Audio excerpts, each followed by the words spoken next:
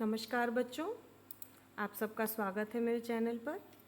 आज मैं आप सबके लिए कक्षा 8वीं से नव संस्कृतम पाठ्य पुस्तक की पाठ 10 वसुदेवम कुटुंबकम पाठ लेकर आई हूँ। इस पाठ के सभी श्लोकों को यहाँ पर अर्थ सहित मैं आपके समक्ष रखूँगी। तो चलिए हम अध्ययन शुरू करते हैं। प्रथम श्लोक बच्चों, प्रियवाक्य प्रदानेन सर्वे तुष्यन्ति जन्तवः तस्मात् तदैव वक्तव्यम वचने का दरिद्रता। अर्थात बच्चों, प्रियवाणी या प्रिय वाक्य बोलने से सभी संतुष्ट रहते हैं, अर्थात सदैव प्रिय भाषण ही करना चाहिए। प्रिय बोलने में क्या कंजूसी, इसमें पैसे थोड़ी लगते हैं। लोगों को इस मीठी भाषा सुनकर उनके हृदय को संतुष्टि मिलती है, खुशी मिलती है। चलिए, इसके साथ ही हम अपने पाठ के दूसरे श्लोक पर आते हैं बच्चों।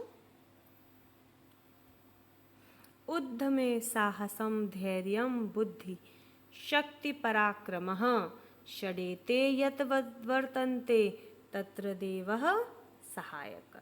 अर्थात बच्चों, उद्यम, साहस, उद्यम यानी परिश्रम, साहस यानी आपके अंदर की हिम्मत, धैर्य अर्थात आप कितना धीरज धारण कर सकते हैं, बुद्धि, विवेक, शक्ति यानी शक्तिशाली होना, और पराक्रम आपके अंदर कितना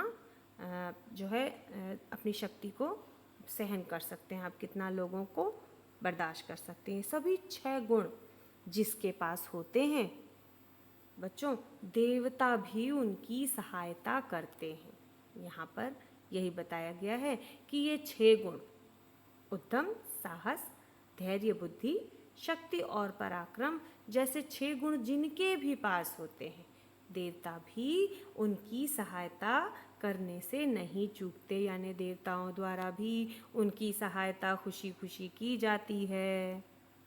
चलिए अगले श्लोक पर आते हैं। हमारे पाठ के तीसरे श्लोक पर आए। कश्चित कश्चित चिद्मित्रम कश्चित कस्य रिपुः अर्थतेषु निबंधयते मित्राणि रिपवस्तता। भाई बच्चों, यहाँ पर जो अर्थ बताया गया है वह यह है कि न कोई यहाँ किसी का मित्र है और न ही कोई यहाँ किसी का शत्रु है। बस कार्यवश ही लोग मित्र और शत्रु बन जाते हैं।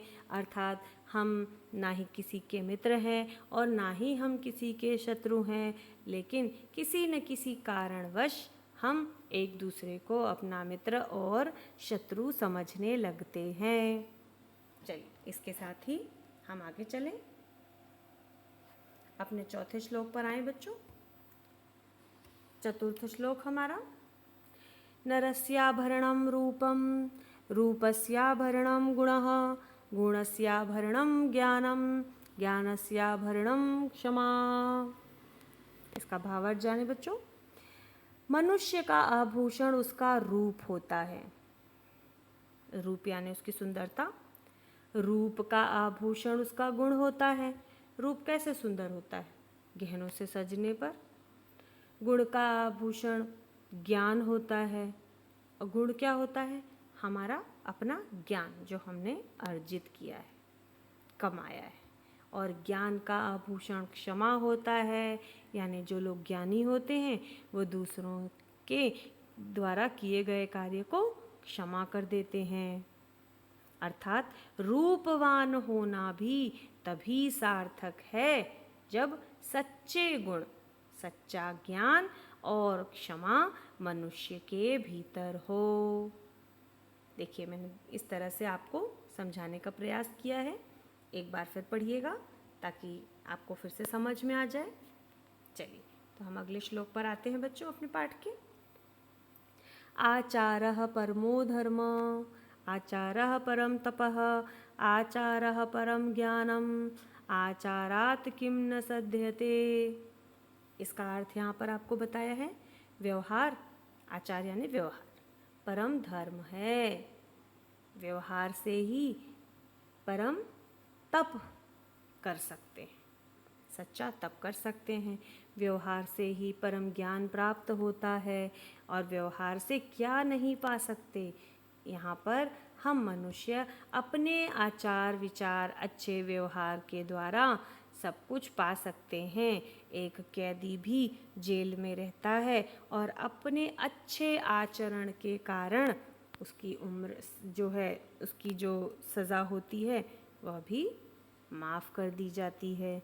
तो इस तरह हमें अपने व्यवहार को अच्छा बनाकर रखना चाहिए। चलिए अगले श्लोक पर आएं। अयम निजः परो वेति गणना लघुचेतसाम उदारचरिता नाम तु वसुधैव कुटुंबकम।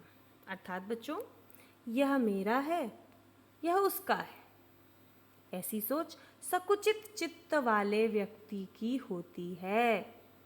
फिर से समझें, यह मेरा है और यह उसका है, यानी हम चीज़ों में फिर यह बांटने की सोच रखते हैं कि ये वस्तु मेरी है और ये दूसरी वस्तु उसकी है। ये जो सोच होती है वो सकुचित क्षीण लोगों की, सकुचित यानी कम सोचने वालों की, जो ऐसा सोचते हैं कि छोटी सोच रखने वालों की, ऐसे चित्त वाले, ऐसे मन वाले व्यक्तियों की होती है। जिसके विपरीत जो है, अब इसके विपरीत जो है आगे सुने, उदार चरित्र वाले लोगों के लिए तो यह संपूर्ण धरती भी एक परिवार के समान होती है। अर्थात जो सकुचित लोग होते हैं, ये मेरा, ये उसका, ये सारी बातें करते हैं। लेकिन यहाँ जो अच्छे उदार चरित्र यानी अच्छे चरित्र, जिनका मन अच्छा होता है, ऐसा सोचने वाले जो लोग होते हैं, वो जो हैं उनके लिए पूरी धरती ही वसुधैवम कुटुंबकम यानी पूरी धरती ही एक परिवार जैसी नज़र आती है। चलिए, इसके साथ ही बच्चों यह पाठ समाप्त हुआ। इस पाठ के वीडियो को बार बार देखिएगा। सभी श्लोकों को मैंने अपनी तरफ से अच्छे से समझाने का प्रयास किया है। कोशिश करिएगा 2 से 3 बार इस वीडियो को देखिएगा। इस वीडियो में जो अर्थ मैंने कहे हैं उन सभी अर्थों को यहाँ पर लिखकर बताने का भी प्रयास किया है, ताकि आपकी मात्राओं में भी कम गलतियाँ हों और आप समझ भी सकें, क्योंकि मैंने जो लिखा है उससे अधिक मैंने आपको बताने का प्रयास किया है। ठीक है बच्चों, आप कमेंट करके बताइएगा कि आपको और किस तरह से मैं आपको वीडियो बनाकर बताऊं, ताकि आपकी संस्कृत और हिंदी ग्रामर वगैरह अच्छी करने में मेरा एक छोटा सा योगदान समाज में हो सके। धन्यवाद बच्चों।